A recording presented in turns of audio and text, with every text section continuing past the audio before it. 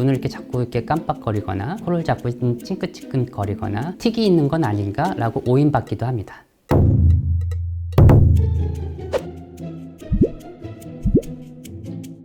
안녕하세요. 용인 세브란스 병원 소아청소년과 이용주입니다.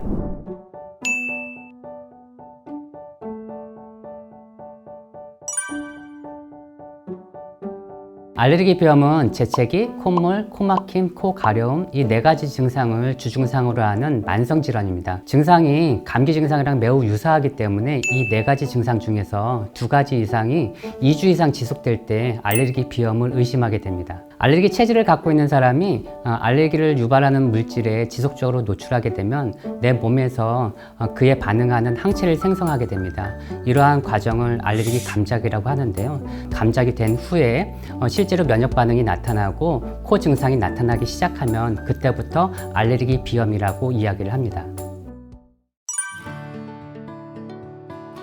실제로 증상만 가지고 원인이 무엇이다 라고 단정하기는 좀 어렵습니다. 진먼지 진드기에 감작이 되어 있는 경우에는 1년 내내 노출이 되기 때문에 증상은 1년 내내 나타나는 경우가 많고요. 환절기 때 증상이 조금 더 심해져서 봄과 가을에 증상이 심해지고 나무꽃가루에 감작이 되어 있는 경우에는 주로 봄에만 증상이 나타나게 되고요. 언제 증상이 나타나느냐에 따라서 원인이 무엇이다 라고 추정해 볼 수 있습니다. 대부분의 사람들이 이거 뭐 별로 불편하지 않은데 뭐 참을만 한데 이러한 생각들 때문에 진단받지 않고 치료받지 않고 지내는 경우가 허다하게 많습니다. 하지만 이 알레르기 비염은 2차적인 전신적인 증상이 더 문제가 되는데요.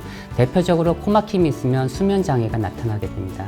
수면장애가 있으면 계속해서 피로감을 호소하게 되고 피로하면 또 인지기능도 떨어지게 되고 업무 능력도 떨어지게 됩니다. 또한 이러한 알레르기 비염 증상이 우울증이랑 연관이 있다라는 보고들도 있습니다. 그래서 알레르기 비염의 직접적인 증상이 불편한 정도는 아니라고 하더라도 잠을 자도 개운하지 않거나 아니면 계속해서 피곤함이 나타나는 경우에는 진료를 보는 것이 좋겠습니다. 아이들에게서도 성인에서 나타나는 이러한 2차적인 전신 문제들이 그대로 나타나게 됩니다.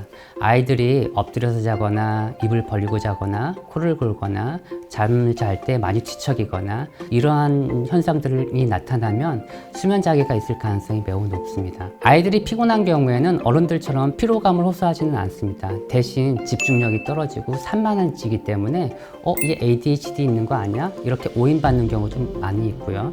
또 아이들이 눈, 코, 목 이런 데가 가려워지게 되면 눈을 자꾸 비비고 코를 비비고 눈을 이렇게 자꾸 이렇게 깜빡거리거나 아니면 코를 자꾸 찡긋찡긋거리거나 또 목이 가려우면 이런 증상들을 계속 나타나기 때문에 혹시 틱이 있는 건 아닌가 라고 오인받기도 합니다. 또한 아이들이 구강호흡을 하게 되면 얼굴 모양이 변형이 나타나게 되고 치열이 변해서 나중에 치아 교정을 해야 되는 경우도 많이 발생하게 되고 소화가 잘 되지 않아서 반복적으로 구토 증상이나 복통 증상이 나타날 수도 있습니다. 알레르기 비염의 치료 원칙은 증상이 있으면 치료하고 증상이 없으면 치료하지 않는다입니다. 하지만 많은 분들이 코 증상만 없어지면 이 정도면 됐어 하고 치료를 중단하는 경우가 많은데요.